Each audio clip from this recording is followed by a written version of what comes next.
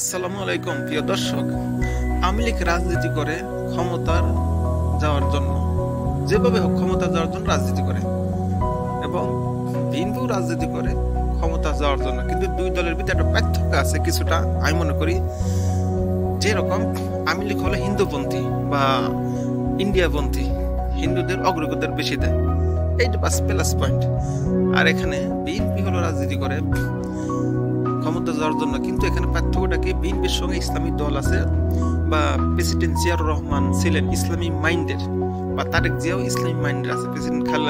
প্রধানমন্ত্রী খালেদা জিয়া তিনিও আলেম সমাজকে বেশি পছন্দ করেন। এই সাইড দিক দেখলে পরে বিএনপির প্লাস পয়েন্ট বা বিএনপির অবস্থা ভালো। কিন্তু খালেদা জিয়া বা তারেক জিয়া শেষ হলে ওদের দলই শেষ, হাসিনা শেষ হলে তাদের দলই শেষ।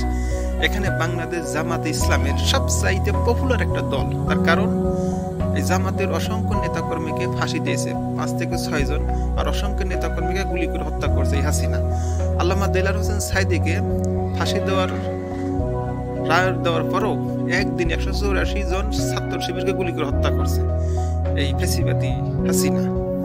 সুতরাং আমি বলতে চাচ্ছি এই কথাই, যে জামাত ইসলামরা রাজনীতি করে তারা বাংলাদেশে ইসলামিক রাষ্ট্র প্রতিষ্ঠা করার জন্য। সুতরাং জামাতের আমির যদি মরেও যায়, আরেকজন দাঁড়াবে। উনিও যদি মারা যায়, তারপর আরেকজন নেক্সট, একজনের পর একজন আসবে। এটাই হলো সত্যিকার আদর্শ একটা দল বা দেশপ্রেমিক পরিবার ভিত্তিক যে রাজনীতি বাংলাদেশের। তিনি মরে গেলে দলই শেষ। এই ধরনের থেকে বেরিয়ে আসে যে এক নতুন, মনে করেন যে এক নেতৃত্বে, এটা বিশ্বাস করতে হবে না।